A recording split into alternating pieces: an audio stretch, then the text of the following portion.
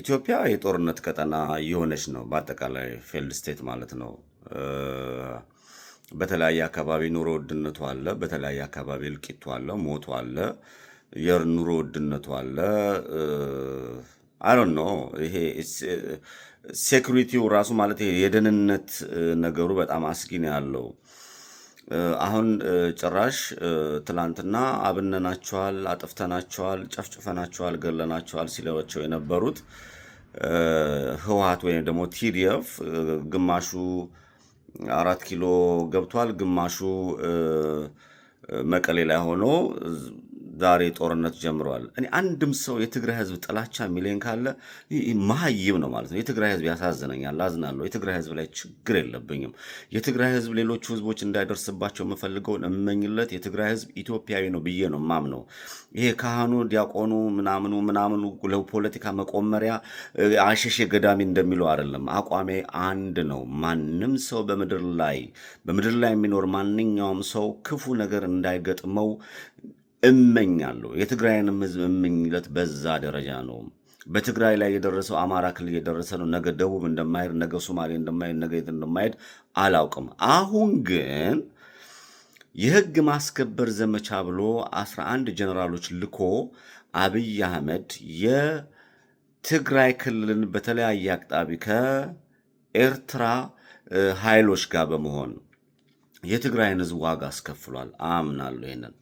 ያንን የትግራይ ህዝብ ዋጋ የከፈለው ደግሞ ወጠጤ እድሜያቸው ያረጀ አስተሳሰባቸው ወጠጤ የሆኑ በጀነራልነት ሀገር ሲበዘብዙ የነበሩ ወንበዴዎች ትግራይ ክልል ውስጥ ስለገቡ ነው የትግራይ ህዝብ ዋጋ የከፈለው።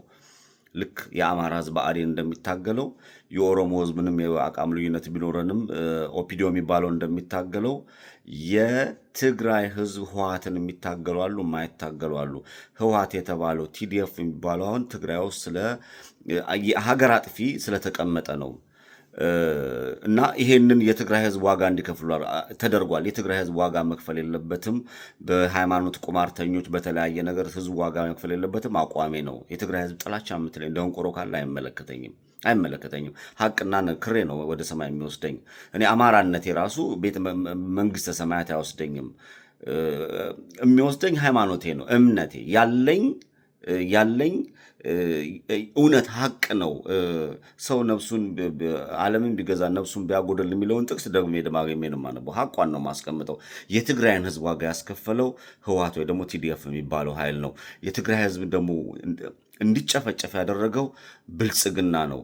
አሁን እኔ ጥያቄ የህወሓት ኃይል ወይ ደግሞ ቲዲኤፍ የምትሉት ኃይል በህግ ማስከበሩ ወቅት የአፋር ክልልን ብልጽግና ጥሎ ወጥቶ አፋር ክልል ላይ የትግራይን ቲዲኤፍ የሚባለው ኃይልና የአፋር ታጣቂዎች ከፍተኛ ጦርነት ሲደረግ ነበር። የአፋር ህዝብ ዋጋ እየከፈለ እኔ ራሱ ስጮህ ነበር። ምንድን ነው አፋር ኢትዮጵያ አይደለም ወይ? አፋር ላይ በዚህ ደረጃ ጦርነቱን ጥሎ መውጣት ምን ማለት ነው የሚል ቅስቀሳም ስናደርግ ነበረ። የአፋር ህዝብ ዋጋ እንዲከፍል ተደርጓል።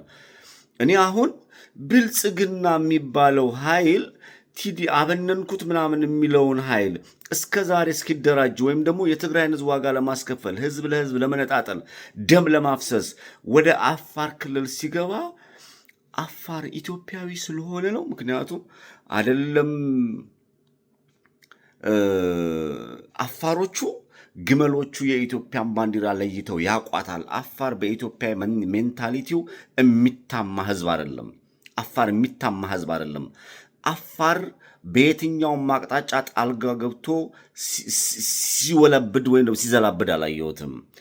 የአፋርን ህዝብ ዋጋ ለማስከፈል ቲዲኤፍ የሚባለው ኃይል ተስቦ ገብቶ በቀልተኝነት ነው ብዬ ነው ማምነው።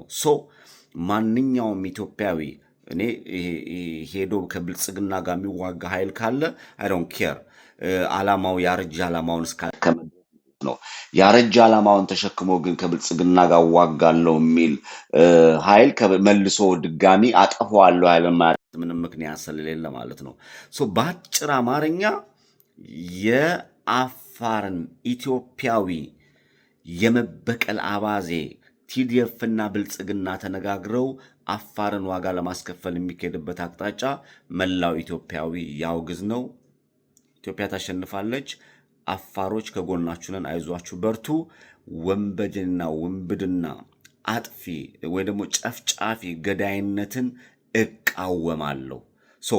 የማንም በየትኛውም አቅጣጫ መሞት የለበትም አቋሜ ነው። ጄኖሳይደር ጨፍጫፊዎች በኢትዮጵያ ምድር ላይ ያሉ በሙሉ ወደ ሕግ እንዲቀርቡ እሰራለሁ።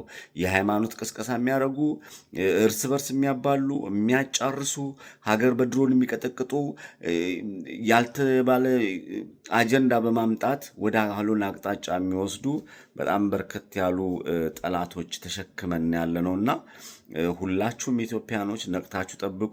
የትግራይ ተወላጅ ሆናችሁም በቃን የሚል ነገር መልእክት አስቀምጡ። ይሄንን ያረጀ የበሰበሰ ስብዕና አስተሳሰብ ከላይ አስራችሁ ላይ አስወግዱ።